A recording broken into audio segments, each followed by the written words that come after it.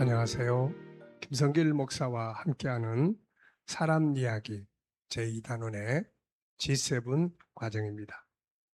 자, 이 시간에는 전 시간에 이어서 10-7회가 되겠습니다. 172쪽입니다. 우리가 포스트 액션에 대해서 말씀을 나누고 있어요. 분노하고 난 다음에 빨리빨리 회복하는 게 제일 좋다.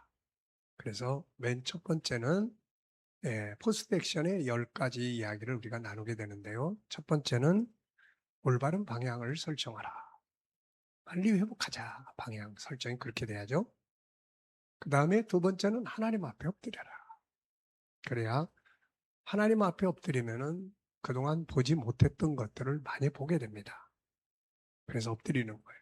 그리고 세 번째는 분석해라. 분석의 5가지 내용 말씀드렸어요.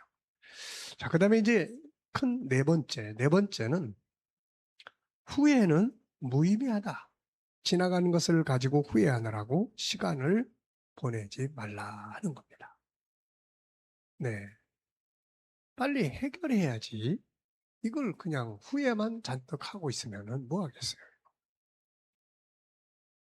탕자가 누가복음 15장에 보면은 아버지 집에서 떠나서 재산 탕진하고 돼지우리에서 죽을 위기에 처했을 때 그는 지나간 시간을 후회하는 데만 시간을 낭비하지 않았죠. 그가 행한 가장 잘한 것은 분석입니다. 그래서 문제의 원인을 잘 찾았고 답을 잘 찾았어요. 아버지 집으로 돌아가야 된다. 근데 그냥 돌아가려니 명분이 안 섰죠. 아버지 재산 다 까먹었으니까. 그래서 종으로 가자. 가서 종으로 써달라고 하자. 이게 차선책이에요. 그리고 보니까 명분이 생기는 거죠. 행동입니다. 후회가 중요한 게 아니라 그래서 지금 뭘 어떻게 할 건데 이 행동이 중요한 거예요. 과거에 내가 이래서 왜 바보같이 멍청하게 왜 그 참지 못하고 왜 그랬을까 이거 백날 해봐야 다 소용없는 거예요. 중요한 거는 그래서 뭘 어떻게 할 건데 이게 제일 중요한 거죠. 자, 그 이야기 하는 겁니다. 후회는 무의미하다. 지나간 것을 가지고 후회하느라고 시간을 다 보내지 말라. 자, 데일 카네기가 이런 이야기를 했습니다. 나는 그 무렵 10대였는데 선천적으로 사소한 걱정이 많았다. 그래서 조그만 과실에도 오래도록 걱정하며 애를 태웠다. 시험 답안을 제출하고 나면 혹시 납치하지 않을까 하고 걱정이 되어 잠을 잘 수 없었고 나는 자신이 한 일을 다시 생각해내어 달리 그렇게 했더라면 좋았을 것을 하고 후회했으며 내가 한 말을 되새기고 그 말이 서툴렀다고 또 속상했죠. 그런데 어느 날 아침 우리 반이 과학 실험실에 들어가서 올브랜드 화이트 박사는 책상 머리에 우유병을 바라보면서 선생께서 가르치는 위생학과 우유가 대체 어떤 관계가 있을까 의아하게 여기면서 자리에 앉았습니다. 그러자 그때 박사가 벌떡 일어나며 갑자기 우유병을 우물통에 쏟아 넣더니 큰 소리로 말했죠. 엎질은 우유를 후회해도 소용없다.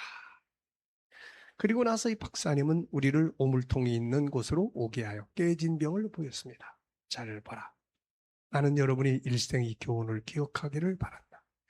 일과는 밀크는 이미 엎질러져 하수구로 흘러가 버렸다. 자네들이 이제와 아무리 떠들고 후회한들 그것을 한 방울도 되찾을 수는 없다. 그런데 조금만 주의하고 조심했더라면 우유는 엎질러지지 않았을지도 모른다. 그러나 이미 때는 늦었다. 이제 우리가 할 수 있는 것은 이런 일을 모조리 잊어버리고 다음 일로 옮겨가는 것이다. 이 조그만 실습은 입체 기하학이나 라틴어를 잊어버린 뒤에도 나의 머리에서 사라지지 않았다. 실제로 4년간의 고교 생활에서 이 이상으로 실용적인 생활 철학을 가르쳐준 선생님은 없었다. 그것은 나에게 우유를 엎지르지 않도록 주의할 것, 만일 일단 엎질러져 하수도로 흘러가 버렸다면 완전히 빨리 잊어버리도록 가르쳐 주었던 것이다. 자, 과거에 묵히지 말아야 합니다. 지나간 일로 마음을 괴롭히는 것은 톱밥을 톱으로 켜려는 것과 다름이 없는 것입니다. 냇가로 흘러가 버림물로 곡식을 다시 찔 수는 없는 것이기 때문이죠. 현명한 사람은 쓸데없이 그들의 손실을 한탄하지 않습니다. 오히려 강하게 그 손실을 잇는 방법을 연구를 하죠. 사도 바울은 이런 말을 했습니다. 빌립보 3장 13절로 14절을 보면 형제들아 나는 아직 내가 잡은 줄로 여기지 아니하고 오직 한 일 즉 뒤에 있는 것은 잊어버리고 앞에 있는 것을 잡으려고 표대를 향하여 그리스도 예수 안에서 하나님이 위에서 부르신 부름의 상을 위하여 달려가노라. 자, 흘러간 것을 붙들고 후회하고 걱정하고 고민하는 것은 어리석은 일입니다. 지나간 상처들을 계속해서 부둥켜 안고 있다면 그 사람은 오늘도 내일의 삶도 없습니다. 그는 그저 지난날의 종이 되고 있을 뿐이죠. 그것을 지난날의 중요한 경험으로 승화시키는 게 필요합니다. 오늘에 필요한 도구로 삼아야죠. 중요한 것은 과거가 아니라 오늘이고 내일입니다. 오늘과 내일이 불행해진다면 무슨 의미가 있을까요? 과거는 불행했어도 그것이 오늘까지, 내일까지 나를 불행하게 하는 요인이 되어서는 안 됩니다. 자, 우리가 분노뿐만 아니라 모든 심리적인 질병이나 우리의 인생의 여정 속에도 보면은 과거 때문에 속상해가지고 오늘의 삶, 내일의 삶을 살지 못하는 경우들이 참 많아요. 네. 심리의 질병을 만드는 요인도 이런 부분이 많이 작동을 해요. 자기 자신이 잘못했다. 부모는 나 때문에 우리 아이들이 이렇다. 내가 잘못했어. 그런데 우리가 기억해야 될 게 사람은 항상 어떤 일을 선택할 때 생각 없이 선택하는 일이 별로 없어요. 나름대로 고민하고 생각하고 어떤 게 최선의 방법인가를 생각을 해서 그걸 선택을 하는 거예요. 근데 그게 결과가 안 좋게 나타날 수 있는 거죠. 그러다 보면은 아유, 내가 잘못 선택해가지고 그리고 자기 학대를 하는 겁니다. 자, 우리는 살아가면서 많은 선택과 행동을 합니다. 어떤 때는 좋은 선택을 해서 좋은 결과를 가져올 때도 있고, 어떤 때는 선택을 잘못해서 또 내 삶에 어려운 일을 겪게 될 때도 있는 거죠. 또 내가 정말 선택을 잘했다 하더라도 세상은 나 혼자만 사는 게 아니거든요. 그래서 세계의 변화, 또 무슨 환경의 변화, 다른 사람 때문에, 세상 때문에 또 이게 내가 잘 선택한 결과들이 안 좋게 또 만들어지는 경우도 많거든요. 이렇게. 문제는 뭡니까? 탕자가 아까도 말씀드렸습니다만 계속해서 아버지 집을 왜 떠났을까? 바보같이 멍청하게 그때 떠나지 말았어야 되는데, 자, 이런 후회를 계속한다 한들 바뀔 수 있는 게 뭐가 있습니까?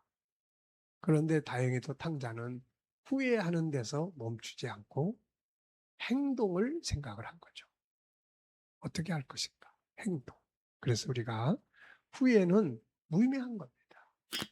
예수님의 십자가로 해결할 거는 십자가로 해결하고 하나님께 맡길 거는 맡기고 내가 선택한 결과에 대해서 수용할 건 수용하고 그러면서 이제 빨리빨리 이 상태에서 오늘 어떻게 살고 내일 내가 어떻게 할 것인가 이거를 빨리빨리 찾아내는 것이 중요합니다. 서로 다투고 분쟁해서 서로 화를 내고 해서도 왜 화를 냈을까 바보같이 맨날 그러고 있으면 무슨 소용이 있겠어요. 그럼 앞으로 이런 일이 또 벌어질 때 화를 안 낼 수 있는 방법이 뭔가? 그 전에 이 사람하고 내가 빨리 화해하기 위해서 내가 해야 될 부분들이 뭐가 있나? 그래서 행동으로 옮기는 거. 이게 제일 중요하지 않습니까, 이게? 그래서 후회하는데 시간을 다 보내지 말라 하는 것입니다. 자, 이 시간 여기까지 하고 마치겠습니다. 감사합니다.